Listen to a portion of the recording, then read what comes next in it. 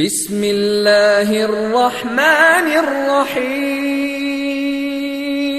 ومن أحسن قولا ممن دعا إلى الله وعمل صالحا وقال إنني من المسلمين.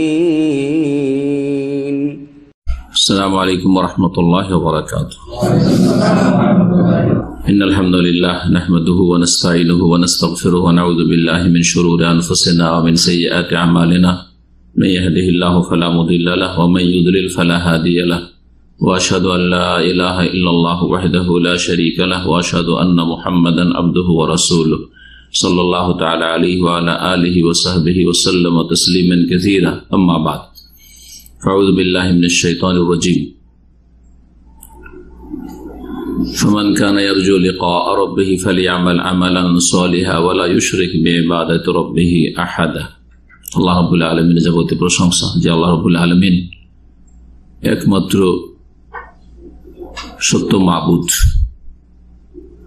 তার সাথে কোনো শরীক নেই।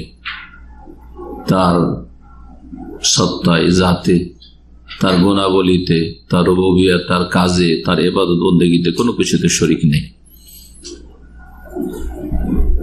এই আকীদা যারা রাখবে এবং এই অনুযায়ী যারা কাজ করবে তাদের ঈমান আমল কবুল হবে। এই হচ্ছে আমল কবুল হওয়ার প্রথম শর্ত, তাওহীদ, শিরক মুক্ত হওয়া। সালাত এবং সালাম নাযিল করেন মুহাম্মদুর রাসূলুল্লাহ সাল্লাল্লাহু আলাইহি ওয়াসাল্লামের উপর, যার আদর্শ ছাড়া কোনো আদর্শ আল্লাহ কবুল করবেন না।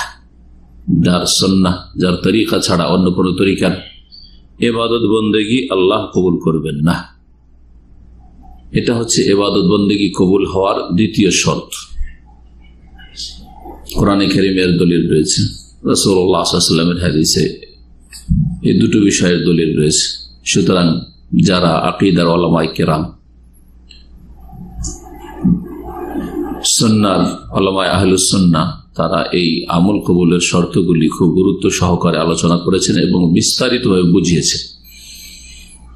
এই বিষয়গুলি যারা বুঝে নেবে তাদের অল্প আমলেই তারা কামিয়াব হতে পারবে, সফলতা লাভ করবে।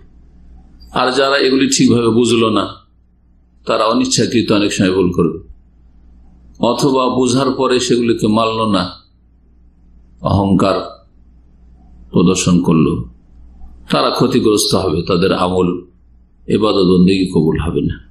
আমাদের ধারাবাহিক আলোচনা আমরা প্রতি শনিবারে করব আকীদা মানহাজগত বিষয়গুলি বিশেষ করে, আর কিছু প্রশ্ন উত্তর বিভিন্ন বিষয়ের সাথে সম্পর্কিত। আলোচনা আমাদের লম্বা হবে না, যেমন গত সপ্তাহে বলেছিলাম। আজকে প্রথম যেখান থেকে শুরু করব সেটা হচ্ছে, যা আমি ভূমিকাতে উল্লেখ করেছি সংক্ষেপে, আমল কবুল হওয়ার জন্য শর্ত হচ্ছে দুইটি: আকীদা, তাওহীদ এবং মানহাজ। সুন্নাহর উলামায়ে কেরামগণ বলেছেন, আল্লা ইউবাদা ইল্লাল্লাহ ওয়া আল্লা ইউবাদা ইল্লা বিমা শারা'a। প্রথম শর্ত হচ্ছে ইবাদত বন্দেগী, সমস্ত আমল কবুল হওয়ার, যে আল্লাহ ছাড়া যেন কারো ইবাদত বন্দেগী না হয়, আল্লাহর সাথে যেন কোনো কিছুকে শরীক না করা হয়। তাওহীদ প্রথম শর্ত, ইখলাস প্রথম শর্ত। এই তাওহীদ আর ইখলাসের পরিপন্থী হচ্ছে শিরক, বহুমুখী শিরক, বড় শিরক হোক আর ছোট শিরক হোক, এই শিরক আমলকে ধ্বংস করে দেয়। বড় শিরক হলে সমস্ত আমল অতীত ধ্বংস হয়ে যায়। লাইন আশরাকতা লায়াহবাতান্না আমালুক। শিরকে আসগার, কবিরা গুনাহ, বড় শিরক করলে যে আমলে শিরক ঢুকে ইখলাস পরিপন্থী হয়ে যায়, রিয়া, লোক দেখানো, লোককে শোনানো, দুনিয়ার উদ্দেশ্য হয়ে যায়, সেটা প্রাথমিক পর্যায়ে থাকলে সে আমলটি নষ্ট হয়ে যায়। আর সেটা যদি একবারে খুব বদ্ধপরিকর, পুরোপুরি পার্থিব স্বার্থে সে আমল হয়, তাহলে সেটা বড় শিরকে অনেক সময় পরিণত হয়। ইখলাস বিহীন একবারে, যার ফলে সেটা বড় শিরকে অনেক সময় পরিণত হয়। ওলামারা বলেছেন, এগুলো সূক্ষ্ম বিষয়। যার ফলে সমস্ত আমল ধ্বংস হওয়ার আশঙ্কা আছে। এক কথায় ছোট শিরকও যদি শিরকে আসগার হয়, যে আমলে শিরকের অনুপ্রবেশ ঘটবে সেই আমলটি ধ্বংস হয়ে যাবে। জি, হাদিসে কুদসি নবী করিম সাল্লাল্লাহু আলাইহি ওয়াসাল্লাম সহিহ মুসলিমে রয়েছে মর্মে, আনা আগনা শুরাকায়ে আনিশ শিরক, আমি শরীকদের মধ্যে সবচাইতে বেশি সর্বাধিক অমুখাপেক্ষী শিরক হতে বা পার্টনারশিপ হতে। ফামান আমেলা আমালান, সুতরাং কেউ যদি আমল করে, তাহলে আমল করলো, আশরাকা ফিহে মাইয়া গায়রি, আমার সাথে অন্য কাউকে শরীক স্থাপন করলো, তারাকতুহু ওয়া শিরকাহু, তাকেও পরিত্যাগ করি আর তার শিরকি কর্মকাণ্ড আমলগুলিকেও আমি পরিত্যাগ করি, ছেড়ে দিই, কবুল করি না। স্পষ্ট যে আমলগুলিতে শিরক থাকে সে আমল কবুল হয় না। বড় শিরক হলে অতীতের আমল ধ্বংস হয়ে যায়। সংক্ষেপে এতটাই যথেষ্ট এই বিষয়। দ্বিতীয় শর্ত আমল কবুল হওয়ার, ও আল্লাহ ইউবাদা ইল্লা বিমা শারা, ইবাদত বন্দেগী করা চলবে না একমাত্র রাসূলুল্লাহ সাল্লাল্লাহু আলাইহি সাল্লামের আনিত পদ্ধতি, শরীয়ত, আদর্শ ছাড়া। সে আদর্শ মতো ইবাদত বন্দেগী হইতে হবে, অর্থাৎ রাসূলুল্লাহ সাল্লাল্লাহু আলাইহি সাল্লামের তরিকা আসতে হবে। এই কথাটি আমার অনেক আলোচনাতে সহজ ভাষায় বলেছি, মানুষকে মোটা কথা বোঝানোর জন্য, যে এক আল্লাহর ইবাদত করবেন আর এক নবী করিম সাল্লাল্লাহু আলাইহি সাল্লামের তরিকায় ইবাদত করবেন। ইবাদত হবে এক আল্লাহর জন্য, আর ইবাদতের তরিকা পদ্ধতিটা হবে একমাত্র শেষ রাসূল খাতামুন নবীয়িন মুহাম্মদুর রাসূলুল্লাহ সাল্লাল্লাহু আলাইহি ওয়াসাল্লামের তরিকা আদর্শ অনুযায়ী। যদি কোনো ইবাদতে বিদআতের অনুপ্রবেশ ঘটে, ইবাদত করলেন আর ওতে বিদআত ঢুকে গেল কিছু, তাহলে সেই আমলটি নষ্ট হয়ে যায়। সেই আমল কি হয়ে যায়? নষ্ট হয়ে যায়। সমস্ত আমল নষ্ট হবে না, যেই কাজটাই বিদআত করলো সেই আমলটা কি হয়ে যাবে? নষ্ট হয়ে যাবে। দলিল মা আয়েশা রাদিয়াল্লাহু তাআলা আনহা থেকে বর্ণিত হাদিস, সহিহ মুসলিমে রয়েছে, সহিহ বুখারীতে এই হাদিসটি রয়েছে, তবে অধ্যায় এর সাথেই রয়েছে, এই জন্য অনেকে সহিহ মুসলিমে রয়েছে। নাম্বারিং আপনি খুঁজে বুখারীতে পাবেন না, কিন্তু সহিহ মুসলিমে রয়েছে। মান আমিলা আমালান লাইসা আলাইহি আমরুনা ফাহুয়া রাদ্দুন, কেউ যদি কোনো আমল করে, তাহলে এও আমল করলো, লাইসা আলাইহি আমরুনা, যার ওপর আমার নির্দেশ নেই বা আদর্শ নেই, যেই রকম আমার আদর্শ না, আমার আদর্শ ছাড়া, আদর্শ ব্যতিক্রম আমল করল, ফাহুয়া রাদ্দুন, সেটা হচ্ছে প্রত্যাখ্যাত। রাদ্দুন মানে মারদুদুন, মাজদার ইসম মাফউলের অর্থ, সেটা হচ্ছে মারদুদ, রিজেক্টেড। সেই আমলটি তাহলে মারদুদ। এগুলি হচ্ছে মৌলিক নীতিমালা। এই মৌলিক নীতিমালাগুলি যদি ঠিক থাকে, অল্প আমল মানুষের মুক্তির জন্য, নাজাতের জন্য, আল্লাহর আযাব থেকে যথেষ্ট দুনিয়া আখিরাতের। আর যদি এই নীতিমালা ঠিক না থাকে আর আমলের পাহাড় পর্বত থাকে, কোনো কাজে আসবে না, সব ধ্বংস হয়ে যাবে, সারা মরিচিকার মতো সে আমলগুলি হবে। এখন আমরা এই বিষয়ে কিছু আলোচনা করব, প্রশ্ন উত্তর, তারপরে সংশয় নিরসন। তার আগে শেখ আল্লামা সালেহুল ফওজান হাফিজাহুল্লাহ কাছে একটি প্রশ্ন করা হয় বিদাতীদের সম্পর্কে আর অন্য গুনাহগারদের সম্পর্কে। তুলনামূলক জিজ্ঞাসা, যে যারা অন্যান্য পাপের কারণে নাফরমান, ফাসিক গুনাহগার, এর এক শ্রেণীর মানুষ। আর এক শ্রেণীর লোক, তারা ধর্মীয় কাজ করতে গিয়ে বিদাতি কাজ করে, নবী সাল্লাল্লাহু আলাইহি ওয়াসাল্লাম আদর্শ বহির্ভূত কাজ করে, যার ফলে তারা বিদাতি। বিদাতিদের জন্য কঠোর আযাব শাস্তি রয়েছে, নাকি ফাসিক গুনাহগার নাফরমান যারা ইসলামের গণ্ডিত রয়েছে কিন্তু বিভিন্ন পাপে জড়িয়ে আছে, কাবিরা গুনাহে জড়িয়ে আছে, তাদের জন্য কঠোর আযাব রয়েছে? আল আজওয়া আল মুফিদা আন আসইলাতিল মানাহিজিল জাদীদা, এই কিতাবের 5 নম্বর প্রশ্ন। আপনারা যাদের কাছে কিতাব আছে দেখতে পারেন। আমরা ধারাবাহিক কিতাবের সাথে চলবো না, কারণ যখন যে প্রসঙ্গটা থাকবে তখন সেরকম নিয়ে আলোচনা করবো, বেশি লম্বা যেহেতু করবো না, আর সব কথায় আলোচনা করবো না। বলছেন আইয়ুহুমা আশাদ্দু আযাবান আল উসাতু আমিল মুবতাদিআহ, দুই শ্রেণীর মানুষের মধ্যে কোন শ্রেণীর আযাব বেশি শক্ত হবে? আল ওসাদ যারা নাফরমান, অন্য অন্য পাপের কারণে নাফরমানি করে, বিরুদ্ধাচরণ করে আল্লাহ এবং রাসূলের, ফরজ ওয়াজিবে ঘাটতি করে, হারাম নাজাইজে লিপ্ত হয়ে, চুরি করে, ডাকাতি করে, মদ খেয়ে, অথবা বিভিন্ন ফরজগুলিতে ঘাটতি করে, জামাতে সালাত আদায় করে না। সালাত যদি আদায় নাই করে তাহলে তো কাফের হয়ে যাবে সঠিক মত, কিন্তু সালাত আদায় করে, জামাতে করে না, ফরজ জামাত ওয়াজিব জামাত ছাড়ে। সিয়ামে ঘাটতি আছে, যাকাতে ঘাটতি আছে, জি এইরকম বিভিন্ন পাপ আছে। ফরজ ওয়াজিব, বেহায়া বেপরদা, হিজাব পর্দার ক্ষেত্রে ঘাটতি আছে। এরা হচ্ছে এমন সাত নাফরমান, এরা জানে যে এগুলি হচ্ছে পাপ, এইরকম পাপীরা জানে যে এগুলি হচ্ছে পাপ। আর বেদাত করে বেদাতি, কিন্তু জানে যে এগুলি হচ্ছে সওয়াবের কাজ, জান্নাতে যাওয়ার কাজ, নেকির পাহাড়। মিলাদ করবো নেকির পাহাড় হবে, ঠিক না?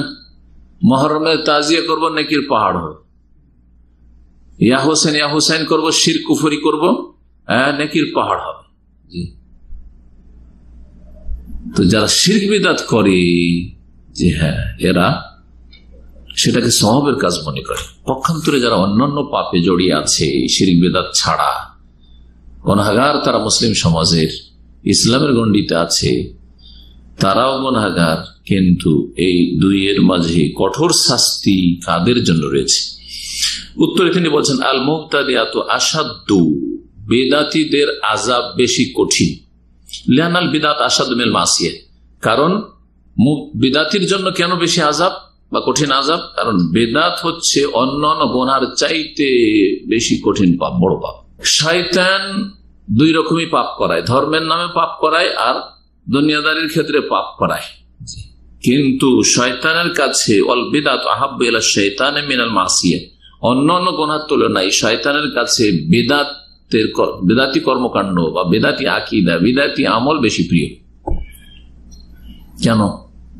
শয়তান ভালো করে জানে যে চোর চুরি করে ওটাকে পাপী মনে করে, নিজেকে ধিক্কার দেয়, কখন তওবা করে নেবে, হঠাৎ করে কখন কি করবে, ভালো মানুষ হয়ে যাবে।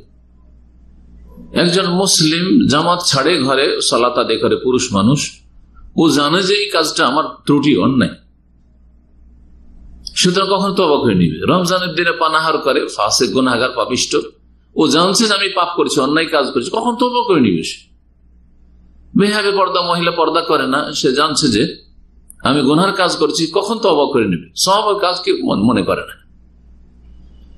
পক্ষান্তরে আম্মাল মুবতাদি ফাকালিলাম মা ইয়াতুব, বেদাতি খুব কমই তওবা করে, বেদাতির তওবা নসিব খুব কমই হয়ে থাকে।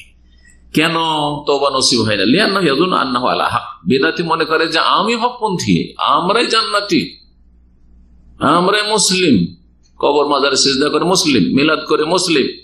জি হ্যাঁ, মানে একেবারে পাকা মুসলিম। হ্যাঁ, বেদাতি দুই রকম। বেদাত, এমন বেদাত আছে যে বেদাতের কারণে ইসলাম থেকে বেরিয়ে যায়, বড় শিরকের বেদাত। আর কিছু বেদাত আছে যে মুসলিম থাকে, নিজেদেরকে হক পন্থী মনে করছে। যারা সুফিবাদে বিশ্বাসী, সুফিবাদের দুটো স্তর আছে, একটা হচ্ছে শিরক কুফরির স্তর, নিজেদেরকে পাকা মুসলিম মনে করছে শিরক কুফরি আকীদা রেখেও।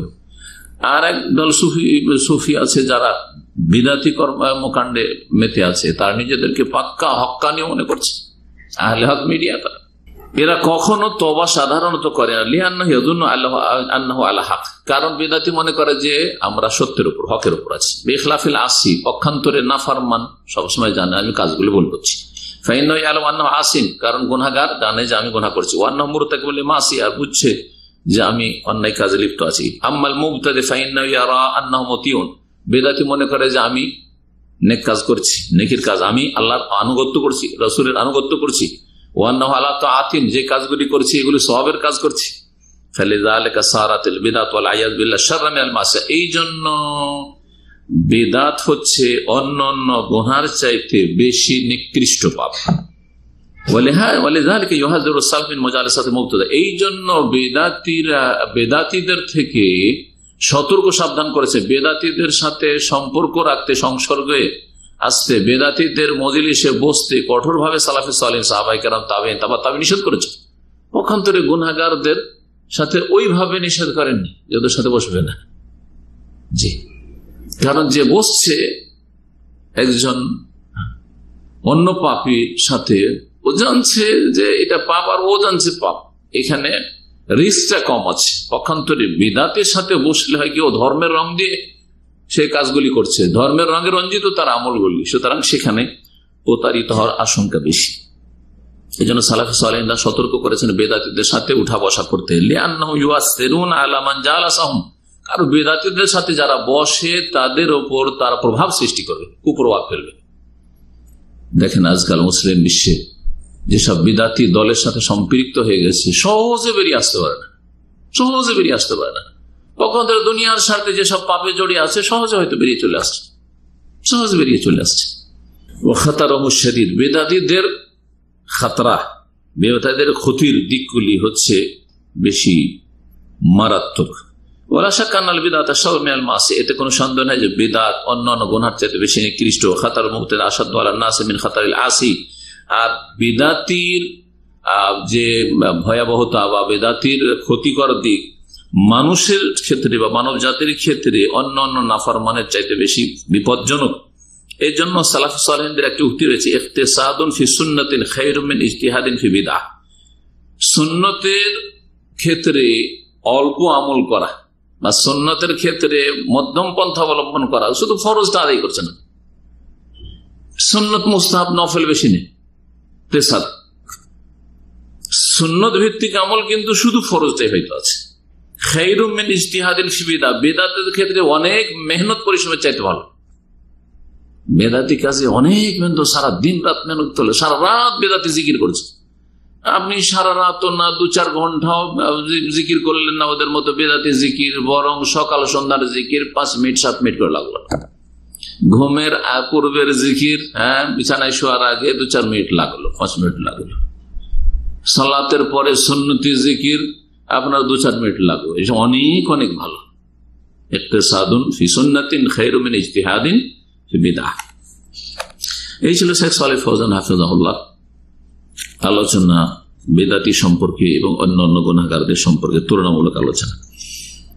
বেদাত সম্পর্কে সালাফে সালেহিনের কিছু উক্তি এখানে উল্লেখ করা হয়েছে, সেগুলি আমি আলোচনা করি। কাল সুফিয়ান সাউরি রাহিমাহুল্লাহ, ইমাম সুফিয়ান সাউরি রহমতুল্লাহ আলাইহি খুব বড় ইমাম ছিলেন। তিনি বলছেন, আল বিদআতু আহাব্বু ইলা ইবলিস মিনাল মাসিয়া, বেদাত হচ্ছে ইবলিসের কাছে অন্যান্য গুনার চাইতে বেশি প্রিয়। ফাইনাল মাসি ইউতাব মিনহা, কারণ অন্যান্য গুনাহ থেকে তওবার সম্ভাবনা রয়েছে। ওয়াল বিদআতু লা ইউতাব মিনহা, বিদআত থেকে মানুষ তওবা করবে না। বিদআত থেকে মানুষ তওবা সাধারণত করে যতক্ষণ পর্যন্ত না বুঝতে পারে যে আমি বলে আছি। মজমু ফাতাওয়া 11 খণ্ড 472 পৃষ্ঠা রয়েছে। সিলসিলা সহিহ আল্লামা আলবানী রাহিমাহুল্লাহ তাতে রয়েছে 1016-20 নম্বর এই হাদিস, নবী করিম সাল্লাল্লাহু আলাইহি ওয়াসাল্লামের, ইন্নাল্লাহ ইহতাজাযা তাওবাত আন সাহিবি কুল্লি বিদআহ, আল্লাহ রাব্বুল আলামিন প্রত্যেক বিদআতের থেকে তওবাকে দূরে সরিয়ে রেখেছেন, তওবাকে আড়ে রেখেছেন। অর্থাৎ বেদাতির তওবা নসিব হয় না যতক্ষণ পর্যন্ত বেদাতকে বেদাত না বুঝবে। যেমন নামাইতো পড়া যে বেদাত, এটা যতক্ষণ না বুঝবে জীবনে নামাইতো ছাড়বে। মিলাদ করা যে বিদাত, জন্মবার্ষিকী পালন করা বিদাত, যতক্ষণ না জানবে জীবনে ছাড়বে না, কারণ ও তো মনে করছে যে এগুলো জান্নাতে যাওয়ার কাজ। প্রখ্যাত তবে হাসান বসরি রাহমাতুল্লাহ আলাইহির একটি উক্তি রয়েছে এই মর্মে, লা তুজালিস সাহিবা বিদআতিন, বেদাতির সাথে বসিও না। সাল্লাল্লাহু আলাইহি ওয়াসাল্লাম নিষেধ করেছেন বেদাতির সাথে বসতে। সুতরাং বর্তমান যুগে যেসব বেদাতি জামাত রয়েছে তাদের সাথে উঠা বসা করবেন, তাদের বৈঠকে বসবেন, দেখি কি বলে। তাবলীগ জামাত এসছে বেদাতি জামাত নিঃসন্দেহ, দেখি ওরা কি আলোচনা করেন। আমি তো ওই জামাত করি না, তাবলীগ করি না, তো বসি। নিষেধ সালাফে সালেহিন করেছে। জামাত ইসলামী, মওদুদ ইখওয়ানি জামাত বিদআতি জামাত, স্পষ্ট না বললে আজকালকার মানুষ বুঝবে না। জি, সুতরাং বলবেন আমি বসি, কিন্তু তাদের আমি কোনো কর্মী না। এই আগুন আপনাকে কখন গ্রাস করবে? কোন বিদআতির সাথে বসা জায়েজ নেই। অনেকে বিদআতি আলেমের সাথে দেখি আমি দেখা করে আসি, বেদাতি মোল্লা এসছে এলাকায়, যাই ওদের জলসা মাহফিলে যাই, তামাশা দেখতে যে আমাদের সেই আকীদার ভাইরা, না জায়েজ নয়, ধ্বংস করবে। এইরকমই অনেক জঙ্গি মনোভাবের, খারেজি মনোভাবের কিছু বেদাতি রবিদাতি খারেজিরা, এইরকম কিছু মোল্লা হুজুর আছে, তাদের সাথে উঠা বসা করতে কি অনেক আমাদের দিনী ভাইরা ক্ষতিগ্রস্ত হয়েছে। জি, অনেক দিনী ভাইরা ক্ষতিগ্রস্ত হয়েছে। একবার গেছে এইরকমই খারেজি মোল্লাকে জিজ্ঞাসা করতে, ওকে মানে এ করার জন্য ওর সাথে বহস করতে গেছে কিছু ছাত্র, আর সেই সময় প্রশাসন পক্ষ থেকে রেড হয়েছে, সবগুলিকে ধরে নিয়ে গেছে। কয়েক বছর আগের ঘটনা, দেখেন পার্থিব ক্ষতি আর দিনই ক্ষতি তো আছেই। কারণ প্রশাসন লোক যখন ধরতে আসবে তখন বলবে যে এগুলো ছাত্রে বসে আছে, অথচ ওই খারেজি মোল্লাকে কণ্ঠসা করার জন্য এবং ওকে লাজবাব করার জন্য, ওকে কিছু প্রশ্ন করে হয়তো হস্তনিষ্ঠ করবো অথবা তাকে এ করবো, আমরা বাহাস করবো, তার সাথে তর্ক করবো, এই জন্য গেছে। না না না, আপনি বসতে যাবেন না বেদাতির সাথে। জানেন যে খারেজি খারেজির সাথে বসবেন না, জানেন যে রাফেজি শিয়ার সাথে বসবেন না, জানেন যে বিদাতি ইখওয়ানি জামাতি তাবলীগী বসবেন না, আপনি বসবেন না তার সাথে। এটাই হচ্ছে শরীয়ত। আজকাল ফিল্ডে যারা দাওয়াতি কাজ করছে তাদের অনেক এই দায়ীগুলোকে সহিহ আকীদার দায়ী বলে চালিয়ে দেওয়া হচ্ছে, অথচ তারা হয়তো জামাতপন্থী দায়ী, মওদুদীপন্থী দায়ী, আর না হইলে তাবলীগপন্থী দায়ী, আত্মগোপন করে আছে। আর তাদের দুই একটা ভালো চারটা ভালো কথার মধ্যে বিষ মিশানো আছে, আর বললেন যে সহিহ আকীদার। আপনার কি জ্ঞান আছে? আপনি সহিহ আকীদার কি বুঝেন, সহিহ মানহাজের কি বুঝেন? ওদের সাথে কেন বসছেন? ওদের আলোচনা কেন শুনছেন? সেই বসাটা সরাসরি হইতে পারে মজলিসে, অথবা অনলাইনে দেখি কি বলছে একটু শুনি, অথচ জানছেন যে এরা হচ্ছে এই বেদাত ঘেঁষা, এই বেদাতি দলের সব দায়ী। সুতরাং সতর্ক, সাবধান। এই বিষয়গুলি খুলে না বললে আমাদের সহিহ আকীদার নতুন নতুন যে ভাইরা আসছে, এক গর্ত থেকে উঠে এসে আর এক গর্তে গিয়ে আছাড় খেয়ে পড়ে যাচ্ছে। হাসান বসরি রাহিমাহুল্লাহ বলছেন, লা তুজালিস সাহিবা বিদআতিন, বিদআতীদের সাথে বসিও না। ফাইন্নাহু ইউমরিদু কলবাক ওয়া ফাইন্নাহু ইয়ামরাদু কলবুকা। বিদআতীদের সাথে বসলে তোমার অন্তর ব্যাধিগ্রস্ত হয়ে যাবে, রোগী হয়ে যাবে। অন্তর কি হয়ে যাবে? রোগী হয়ে যাবে। আল এতেসাম এবং সাতেবে প্রথম খন্ডে 172 পৃষ্ঠা, আল বিদআত ওয়ান নাহি আনহা পৃষ্ঠা হচ্ছে 54। ইমাম শাতিবী রাহিমাহুল্লাহ তো খুব শক্ত কথা বলেছেন বিদআতীদের সম্পর্কে। বিদআতীদেরকে কঠোর শাস্তি দেওয়ার কথা বলেছেন। যে কোনো যুগের প্রশাসনকে, খলিফাকে, মুসলিম শাসককে, যে তাদের কঠোর শাস্তি দাও, কারণ এদের অনিষ্ট হচ্ছে বড় ভয়াবহ, ধর্মের রঙে রঞ্জিত এদের কথাবার্তা। সুতরাং মানুষ বিভ্রান্তির শিকার হচ্ছে। শাইখুল ইসলাম ইবনে তাইমিয়া রাহিমাহুল্লাহর উক্তি দিয়ে শেষ করছি বিষয়টি, বিদআত এবং বিদআতীদের ভয়াবহতা। يقول شيخ الإسلام ابن تيمية رحمه الله في خطر أهل البدع, বেদাতীদের ভয়াবহতা সম্পর্কে এবং এরা যে বড় বিপজ্জনক মুসলিম উম্মার জন্য, এই সম্পর্কে সতর্ক করতে বলেন, ওয়ালাউল্লাহ মান ইয়াকিমুহুল্লাহু লিদাফই দারারি হাউলাই ইয়ানি আহলাল বিদআ লাফাসাদাদ দ্বীন। যদি আল্লাহ রাব্বুল আলামিন বেদাতীদের অনিষ্ট প্রতিরোধ করার জন্য, বেদাতীদের শার অনিষ্ট দূর করার জন্য আল্লাহ যদি কিছু এমন আলেম ওলামা হোক অথবা মুসলিম শাসক হোক আহলে সুন্নাহ, তাদেরকে না নিযুক্ত করতেন এসব কাজে, লাফাসাদাদ দ্বীন, তাহলে দিন ধ্বংস হয়ে যেত, সহি দিন ধ্বংস হয়ে যেত। সহি আকীদার আলেম ওলামাদের মেহনত, আইম্মায়ে কেরামদের, আর তার সাথে সাথে মুসলিম আহলে সুন্নাহর উলামায়ে কেরাম যারা আহলে সুন্নাহর শাসক, তাদের যে আল্লাহ রাব্বুল আলামিন পার্থিব ক্ষমতা দিয়েছেন সুলতান, এই দুটো যদি না থাকতো লাফাসাদ, ওয়া কানা ফাসাদু আযম মিন ফাসাদ ইস্তিলাইল আদু মিন আহলিল আরদ।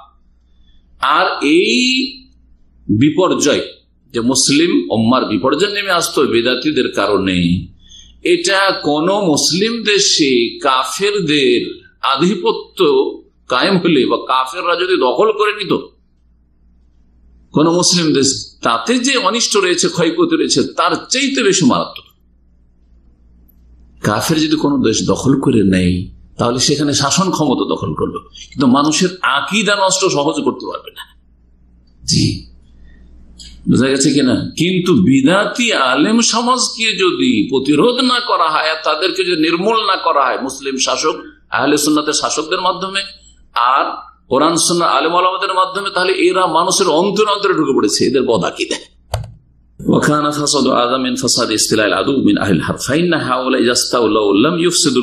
কারণ কাফের শাসক যদি কোথাও আধিপত্য কায়েম করে, তাহলে তারা অন্তরের উপর আধিপত্য কায়েম করতে পারে না, মানুষের অন্তরের উপর রাজত্ব করতে পারে না। ওমা ফিহা মিনাদ দ্বীন ইল্লা তাবান। জি, আম্মা আর যেটুকু কাফেররা ধর্ম নিয়ে এসছে আর আসলে সে দুনিয়ার গরজে, সুতরাং সেখানে ওই রকমের প্রভাব সৃষ্টি করতে পারবে না। ক্ষতি অবশ্যই আছে, কিন্তু তুলনামূলক বলছে। আম্মা উলাইকাল মুবতাদিয়া ফাহুম ইউফসিদুনাল কুলুবা ইবতিদান। আর বেদাতি আলেম সমাজ, বেদাতি সংগঠনগুলি, বেদাতি যারা দোয়াতুদ দলাল গুমরাহ দায়ী বিভিন্ন ফিরকার, এরা মানুষের অন্তরে বিপর্যয় সৃষ্টি করবে, অন্তরকে ধ্বংস করে দেবে বদ আকীদা দিয়ে। শুরুতে প্রথমখানে মজমুল ফাতাওয়া 28তম খণ্ড 232 পৃষ্ঠা। এখানে আজকে এই মানহাজ সম্পর্কে কিছু কথা বললাম, আর বিদআত সম্পর্কে বিশেষ করে বিদআত সম্পর্কে আলোচনা চলছে। দুই একটি সংশয় নিরসন করব, আগে একটি প্রশ্নের উত্তর দেব। একটি বিষয় আমি এর আগে আলোচনা করেছি কোন এক আলোচনায়, যাতে বলেছি যে এই যে নীতিমালাগুলো শুনলেন, যদি বড় শিরক থাকে আর আকীদা আমলে, তাহলে অতীতের সমস্ত আমল ধ্বংস হবে। ছোট শিরক যদি থাকে অথবা বিদআত থাকে, তাহলে যে আমলে ছোট শিরক থাকবে, বিদআত থাকবে, সে আমল ধ্বংস হয়ে যাবে, নষ্ট হয়ে যাবে। এটা হচ্ছে আহলে সুন্নাত ওয়াল জামাতের আইম্মায়ে কিরাম, আইম্মায়ে আরবা, আবু হানিফা, শাফিঈ, মালিক, সবারই এটি হচ্ছে আকীদা মানহাজ। এটা হচ্ছে সালাফে সালেহিনের আকীদা মানহাজ, সাহাবায়ে কেরাম, তাবেঈন, তাবা তাবেঈনের। এর ভিত্তিতে আমি বলেছি, কেউ যদি বলে নাওয়াইতা নাসুম গাদান, উদাহরণস্বরূপ আমি আগামীকালকে রোজার নিয়ত করছি, বলছে না বিদাতিরা? বলছে। তাদের বিদাতি আলেম সমাজ দোয়াতুদ দলাল শেখাচ্ছে এগুলো, বা এই ক্ষেত্রে শিথিলতা অবলম্বন করছে। বলা জরুরি না, দেখেন ওদের ধোঁকাবাজ উঠে। নিয়ত সম্পর্কে যদি জিজ্ঞেস করে, ওদের মধ্যে যারা ভালো বিদাতি আলেম সমাজে যারা ভালো, কি বলে জানেন? বলে যে নিয়ত পড়া জরুরি না, জায়েজ না বলবে না, বিদআত বলবে না, কি বলবে? জরুরি না। এর অর্থ কি বেরোয়? ওদের যারা পাকা বিদআতি, তারা বলে নিয়ত পড়তে হবে, ঠিক না? নিয়ত পড়া ফরজ বলুক আর মুস্তাহাব বলুক, যেটা নিয়ত কি করতে হবে? পড়তে হবে। আর ওদের মধ্যে যারা একটু নিজেদেরকে মনে করে যে আমরা সহিহ আকীদায় চলে এসেছি, কিন্তু সহিহ আকীদার নয় এগুলো, তারা বলে যে নিয়ত পড়া জরুরি না। জরুরি নয় মানে কি? ফরজ নয়, তাই না? জায়েজ কি না? মুস্তাহাব হইতে পারে কিনা? মুস্তাহাবটাও তো জরুরি না, তো মুস্তাহাব হইতে পারে কিনা? সুতরাং এই বক্তব্য যখন শুনবে জনগণ, তখন নিয়ত পড়া কখনো ছাড়বে না। এতটা শুধু মডিফাইড হয়ে যায়, এটা ফরজ নাই নিয়ত পড়া। হ্যাঁ, নিয়ত অন্তরে করাটা ফরজ, আর নিয়ত পড়াটা জরুরি না, তবে করলে করা যেতে পারে বা করা ভালো, ঠিক কিনা? তাহলে বেদাতিকে বেদাতি রেখে দিল, বেদাতিকে কি করলো? বেদাতি করে রেখে দিল। এই কাজটাই করেছে। নাম নিতে চাই না, যাকে আজকাল আল্লামা বলা হচ্ছে বাংলাদেশ, তার একটা বক্তব্য আমি নিজে কানে শুনেছি। জিজ্ঞাসা করেছে প্রশ্নকারী যে নিয়ত পড়া কি ইসলামে পড়তে হবে? বলছে নিয়ত পড়া জরুরি না। এটা তার উত্তর।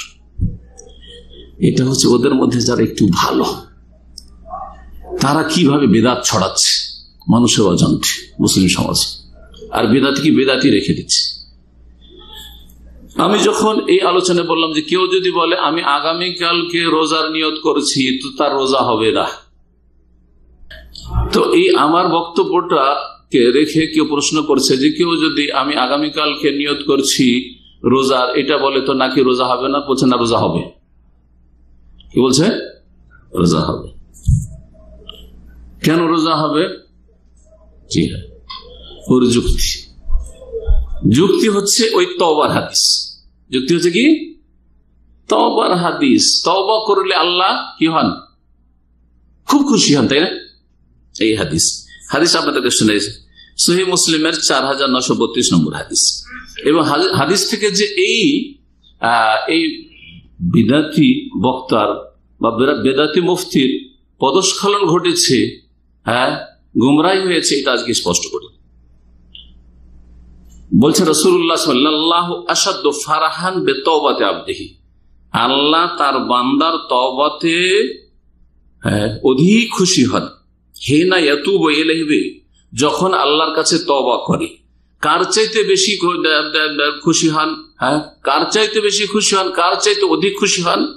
মিন আহাদিকুম কানা আলা রাহিলাতি, ওই ব্যক্তির চাইতে যেই ব্যক্তি তার উটের পিঠে চড়েছিল, বেআরদিন ফালাতিন, খোলা ময়দানে, মরুভূমিতে, জনহীন এলাকায়, ফানফালাতাত মিনহু, আর হঠাৎ করে তার বাহনটা, উটটা তার কাছ থেকে ছুটে কোথাও পালিয়ে গেল। হয় ছুটে পালিয়ে গেল, যেমন এই হাদিস রয়েছে, আর এক হাদিস রয়েছে যে যেভাবে হোক সেখান থেকে সেই, আর এটা এই ফানফালাতাত দিয়ে তাফসীর করছি, তার কাছ থেকে আমার কথা হাত ছাড়া হয়ে গেল, যেভাবে হোক না কেন উটটা তার হাত ছাড়া হয়ে গেল। ইনফালাত মানে ছুটে যাওয়া। ওই উটের পিঠে কি ছিল? ও আলাইহা তাআমুহু ওয়া শারাবু, উটের পিঠের উপরে তার খাদ্যের ব্যবস্থা ছিল, ওতেই তার পানি ছিল, ওর কাছে কিছুই নেই। ফাআইসা মিনহা, ওকে ধরতে পারল না, নিরাশ হয়ে গেল, আর ধরতে পারলাম না, সরি পালিয়ে গেল, বা কোথায় চলে গেছে দেখতে পায় না, হয়তো বেখেয়াল ছিল, যেটাই হোক না কেন। ফাআতা শাজারাতান ফাতাদা ফি যিল্লিহা, একটা গাছ খুঁজে, মরুভূমিতে গাছ পাওয়া যায় না আরব দেশে, একটা গাছ খুঁজে গাছের তলে আসলো, আর বললো যে কোথাও তো আশ্রয় নেওয়ার জায়গা নেই, গাছের ছায়াতে শুয়ে পড়ি, যতক্ষণ বাঁচি। রাহিলাতিহি, তার এই বাহন উটনি থেকে শিখিয়ে নিরাশ হয়ে গেছিল। ফাবাইনাহু কাযালিকা, এইরকম অবস্থায় তাকে ঘুম চলে এসেছে। এইখানে সংক্ষেপ করে দিচ্ছি, আসলে ঘুমিয়ে পড়েছে, ক্লান্ত অবস্থায় কি হয়েছে, ক্লান্ত পরিশ্রান্ত, একবারে ঘুমিয়ে পড়েছে। ওই ঘুমিয়ে আছে, হঠাৎ করে ঘুম ভাঙছে কিছুক্ষণ পরে। আর জানছে যে মত নিশ্চিত, যতক্ষণ বেঁচে আছে তারপরে মরে যাবো, আর তো উপায় নেই, পানিও নেই, কিছু নেই, আর এদিক ওদিক কোথাও যেতেও পারবো না, মরুভূমিতে বালিতে নামলে মরে যাব, এই অবস্থায় ছিল। হঠাৎ করে ঘুম ভাঙলে দেখে যে মাথার কাছে এসে উটনিটা দাঁড়িয়ে আছে, মাথার কাছে উটনিটা এসে দাঁড়িয়ে আছে।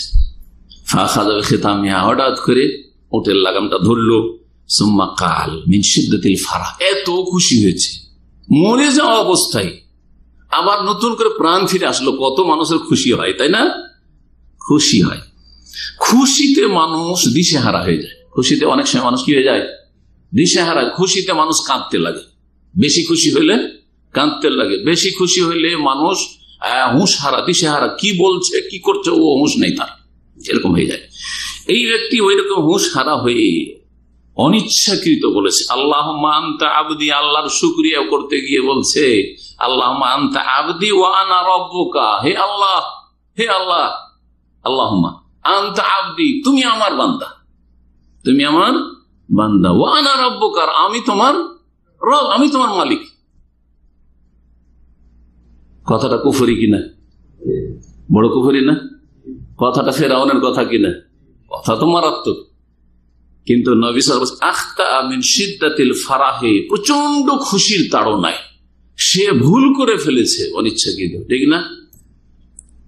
এখন এখান থেকে সে যুক্তি পেশ করে এই বিদাতি হুজুর কি করেছে, সহিহ আকীদার দাবিদার বলছে যে যেখানে আনতা আবদি, হে আল্লাহ তুমি আমার বান্দা বলে কাফের মুশরিক হলো না সে, আল্লাহ খুশি হলেন বড়। আল্লাহ মানুষের তওবাতে এত খুশি হন, এটার সাথে তুলনা করা হয়েছে, কিন্তু একে কাফের বলা হয়নি, তাই না? একে কাফের বলা হয়নি যে তুমি বড় কাফের হয়ে গেলে, এই কথা বলা হয়নি। তো বড় কুফরি কথা বলে যখন বড় কুফরি হলো না, তো কেউ যদি নাওয়াই তানাসুমা গাদান বলে আগামীকালকে রোজা রাখছি, অথচ রোজাটা আজকের, তাহলে রোজা কেন নষ্ট হবে? বুঝতে পারছেন? আগামীকালকে রোজা রাখছি অথচ রোজা আজকের রাখছি, কেন? সহুর করছে রাত্রে, সন্ধ্যাবেলা চাঁদ উঠেছে, তো রোজা তো আলিয়মের টুডে, আজকের, কিন্তু রোজা গাদা না, নাওয়াই তানাসুমা গাদান, প্রতিদিন বলছে আগামীকালকে, আগামীকালকে, আগামীকালকে, বলছে না? বলছে না? এই বিদাতি গদবাঁধা নিয়তে আগামীকালকে রোজা, তো বলছে যে না না না ওর রোজা হয়ে যাবে, কারণ সে তার বলাটা আর এই লোকের বলাটা একই। এই লোকের বলাতে যেমন কুফরি হইল, কাফের হইল না, ঠিক তেমনি যে নওয়াই তানাসুমা গাদান প্রতিদিন বলছে আগামীকালকে রোজা, আগামীকালকে রোজা রাখবো, সেই ব্যক্তির আমল নষ্ট হবে না, কবুল হবে, তার রোজা কবুল হবে। বুঝতে পারছো যুক্তিটা? এর খণ্ডন দুই দিক থেকে করছে। প্রথম কথা, এই লোকটি যে বলেছে হে আল্লাহ তুমি আমার বান্দা, সে ইচ্ছাকৃত বলেছে না অনিচ্ছাকৃত? অনিচ্ছাকৃত, ঠিক না? আর যে প্রতিদিন বলছে নওয়াইতা নাসুমা গাদান, আগামীকালকে রোজা নিয়ত করছি, সে ইচ্ছা করে বলছে অনিচ্ছাকৃত বলছে? ইচ্ছা করে বলছে। পার্থক্য হয়ে গেল। তাই দুই নম্বর পার্থক্য, এই লোকটি যে বলেছে হে আল্লাহ তুমি আমার বান্দা, সে একবার বলেছে না বহুবার বলেছে? 30 বার বলেছে। আর বিদাতি 30 রোজাতে 30 বার বলে নওয়াইতা নাসুমা গাদান, নওয়াইতা নাসুমা গাদান, প্রতিদিন সাহারির সময় কি বলে? নওয়াইতা নাসুমা। দ্বিতীয় পার্থক্য হলো না? এই কথাটি প্রতিদিন সে বলছে, ঠিক না? বলবে যে ও তো বুঝে না, আরবি বুঝে না, তো ইসলাম না বুঝে পালন করা জায়েজ তার না? ইসলাম বুঝতে হবে তাকে যে আমি কি বলছি, অবশ্যই বুঝতে হবে যে আমি কি বলছি। দিন শিখা ফরজ, এতটা শিখা ফরজ, অবশ্যই ফরজ। কথা বোঝা গেছে না? একটা পার্থক্য হলো। এটা তো একটা পয়েন্ট ছিল, একটা দিক ছিল যে কেউ যদি আগামীকাল আমি রোজার নিয়ত করছি তো তার রোজা নষ্ট হবে, এটা হচ্ছে আমার কথা, আমি বলেছি। এর একটা যুক্তি এটা পেশ করেছি। কি যুক্তি? যে যেহেতু সে প্রতিদিন রোজা রাখছে আজকের, আর মুখে বলছে নিয়ত যে আমি নিয়ত করছি কিসের? আগামীকালকের, তো আজকে রোজাই হইল না তার, সুতরাং রোজা হবে না। এই ক্ষেত্রে যে সংশয় তুলেছে সেই সংশয় তাহলে অসার, ঠিক না? এই যুক্তি দলিল তার ঠিক নয়। 2 নম্বর, এই রোজা নষ্ট হওয়ার কারণ সেটা তো ওখানে আমি বলিনি, আজকে বলি, অন্য আলোচনা তো রয়েছে, কিন্তু ওই প্রসঙ্গ হয়তো বলিনি। অনেক সময় সময়ের স্বল্পতার জন্য চারিদিক থেকে বিস্তারিত বলা হয় না। আর একটা দিক রয়েছে, মানুষ বিদাতে আমল করলে তার আমলটা কবুল হয় না। রোজা শুরু করছে, সিয়াম শুরু করছে সুহুর দি, আর বলছে নওয়াইতা নাসুমা গাদান, তাহলে রোজার মধ্যে বেদাত ঢুকলো না? রোজা হচ্ছে ইবাদত, ঠিক না? আর রোজাতে বেদাত ঢুকলো না? আর যে কোনো এবাদতে যদি আমলে বেদাতে অনুপ্রবেশ ঘটে, বেদাত ঢুকে, তাহলে সেই আমল কবুল হবে? হবে না। হাদিস একটু আগে বললাম, মান আমেলা আমালান লাইসা আলাইহি আমরুনা ফাহুয়া রাদ্দুন। এক ব্যক্তি রোজা রাখলো আর নওয়াইতা নাসুমা গাদান বললো, যেটা নবী সাল্লাল্লাহু আলাইহি ওয়াসাল্লামের আমর নয়, নবী সাল্লাল্লাহু আলাইহি ওয়াসাল্লামের আদর্শ নয়, সুতরাং সেই রোজা হচ্ছে প্রত্যাখ্যাত। তাহলে দুটি কারণে রোজা প্রত্যাখ্যাত, দুটি কারণে রোজা প্রত্যাখ্যাত। প্রথম কথা, রোজা রাখছে আজকের আর প্রতিদিন বলছে আগামীকালকের, একদিন অনিচ্ছাকৃত, আর সারা জীবন অনিচ্ছাকৃত আপনার। আর শুধু একটা মাস নয়, সারা জীবন প্রতি বছর রোজা রাখছে। ফরজ রোজা রাখলো এরকম, নফল রোজা রাখলো এরকম, আশুরা রোজা রাখলো এরকম, আরাফা রোজা রাখলো এরকম, সাহারি খেলে নওয়াইতা নাসুমা গাদান। আর দলিলে পেশ করবেন এটা কিভাবে বেদাত ছড়াতে চাইছেন আর মুসলিম সমাজকে ধোঁকা দিতে চাইছেন। কথা বুঝতে পারছেন? জি, আশা করি এই বিষয়টি স্পষ্ট হয়েছে। আর একটি কথা এখানে পয়েন্ট উল্লেখ করা জরুরি, সেটা হচ্ছে দেখেন, একবার কেউ যদি ভুল করে, আর সেটা সাগীরা হয়, তাহলে সাগীরাই থাকবে। সাগীরা গুনাহ যদি হয় আর একবার ভুল করে, তাহলে কি হবে? সেটা ছোট গুনাহ হবে, সাগীরা গুনাহ হবে। কিন্তু সাগীরা গুনাহ যদি বারবার করতে থাকে তাহলে কাবীরা হয়ে যাবে। যেই ব্যক্তি একবার ধরেন ভুল করলো, তার একবার ভুল, আল্লাহ মান তার রব্বি বলে দিচ্ছে, আনতা আবদি, হে আল্লাহ তুমি আমার বান্দা, একবার ভুল করেছো, তার তো অনিচ্ছাকৃত, সেটা অবশ্য কাবীরা। যদি সাগীরা হইতো তাহলে কি হইতো? সাগীরা হইলে ছোটই থাকতো সেটা একবার। কিন্তু যেই ব্যক্তি প্রতিদিন বলছে নওয়াইতা নাসুমা গাদান, যদি ধরে নি যে এই ভুলটা সাগীরা, এই বেদাতটাকে সাগীরা গুনাহ যদি ধরি, বেদাত অবশ্য কাবীরা গুনাহ, কিন্তু বেদাত যদি সাগীরা গুনাহ ধরে নি, একদিন করলে, জীবনে কেউ একদিন যদি রোজাতে বলে নওয়াইতা নাসুমা গাদান, তো ধরে নিলাম সাগীরা। কিন্তু প্রতিদিন বললে সেটা কি হয়ে যাবে? কাবীরা হয়ে যাবে। জি, আল বিদআতু বা সাগাইরু, সাগীরা গুনাহ সম্পর্কে আহলে সুন্নাত বিদআত নাই, সাগাইরু সাগীরা গুনাহ ইযা তাকাররাত, বারবার যদি হইতে থাকে, তুসবিহু কাবীরাতান, সেটা কাবীরা হয়ে যায়। এটা আহলে সুন্নাত জামাতের আকীদা। আপনি মহিলার দিকে একবার তাকালেন, সাগীরা গুনাহ, কিন্তু যদি বারবার আপনার অভ্যাস বানিয়ে নেন যে আমি মহিলা দিকে তাকাবো, বা আপনি ছবির মহিলার ছবির আসক্ত হয়ে গেছেন, যার ফলে ফেসবুকে ইউটিউবে আপনি খারাপ ছবি দেখছেন, আপনি উলঙ্গ অর্ধলঙ্গ ছবি দেখছেন, সাগিরা হলেও সেটা কি হয়ে যাবে, বারবার দেখার কারণে সেটা কি হয়ে যাবে, কাবিরা হয়ে যাবে। ঠিক তেমনই প্রতিদিন যারা নামায় তানাসুমা কাদান বলছে, যদি বলি যেটা সাগিরা গুনাহ হইলো, তারপরে সেটা বারবার বলার কারণে কাবিরা বিদআত হয়ে যাবে, কাবিরা গুনাহ হয়ে যাবে। বেশ কিছু সূরা বা আয়াত কোরআন কারীমে রয়েছে, যে আয়াতগুলির শেষে কিছু বলা আমাদের মুসলিম সমাজে প্রচলন রয়েছে। জি আছে না? তার মধ্যে কিছু সহিহ রয়েছে, কিছু জয়ীফ রয়েছে। আমরা অনেকে সম্পর্কে ক্লিয়ার ধারণা রাখি না, এই ধারণাটা আজকে দিতে চাইব। তাহকিকি ধারণা বা গবেষণামূলক একটা সহিহ এই সম্পর্কে ধারণা। যেমন সূরা ফাতিহার পরে ওয়ালাদ-দাল্লিনের পরে কি বলছি? আমিন বলছি, ঠিক না? সাব্বিহ ইসমা রাব্বিকাল আলা, অনেকে বলে সুবহান রাব্বিয়াল আলা, হ্যাঁ বলছি আমরা। সূরা 3 পরে বলে আলাইসাল্লাহু বিআহকামিল হাকিমিন, জানেন কি বলে? জানেন না আপনারা? শোনেননি? বালা ওয়া আনা আলা যালিকা মিনাশ শাহিদিন, বালা ওয়া আনা আলা যালিকা মিনাশ শাহিদিন। এইরকমই সূরা মুরসালা ফাবিআইয়ি হাদিসিন বাদাহু ইউমিনুন আমান্না বিল্লাহ, এই বিভিন্ন আমলগুলি রয়েছে। এই সম্পর্কে খোলাসা সার কথা শোনাবো শুধু 2-3 মিনিট। এই ক্ষেত্রে অনেকগুলি লিখনি আমি পড়লাম, তার মধ্যে আল্লামা আলবানী রাহিমাহুল্লাহ লিখনিটা বেশ গবেষণামূলক, সবগুলি হাদিস একসাথে কালেক্ট করে জমা করে। তিনি বলছেন আল খুলাসা সার কথা, কালিমাতু আমিন ফাসাবিতুন ফি সূরাতিল ফাতিহা, সূরা ফাতিহার শেষে আমিন বলা বিশুদ্ধ হাদিস দ্বারা প্রমাণিত সাব্যস্ত। ওয়া জুমলাতু তাসবিহ মিনহু ফাসাহিহুন সাবিতুন ফি সূরাতিল আলা ওয়া গায়রিহি, এবং তাসবিহ পাঠ করা সাব্বিহ ইসমা রাব্বিকাল আলাতে সুবহান রাব্বিয়াল আলা বা ফাসাব্বিহ বিসমি রাব্বিকাল আযীম, এই আয়াতটি সূরা ওয়াকিয়াত আসলে সুবহান রাব্বিয়াল আযীম, এগুলি হচ্ছে সহিহ এবং সাবিত প্রমাণিত, এগুলি হচ্ছে প্রমাণিত।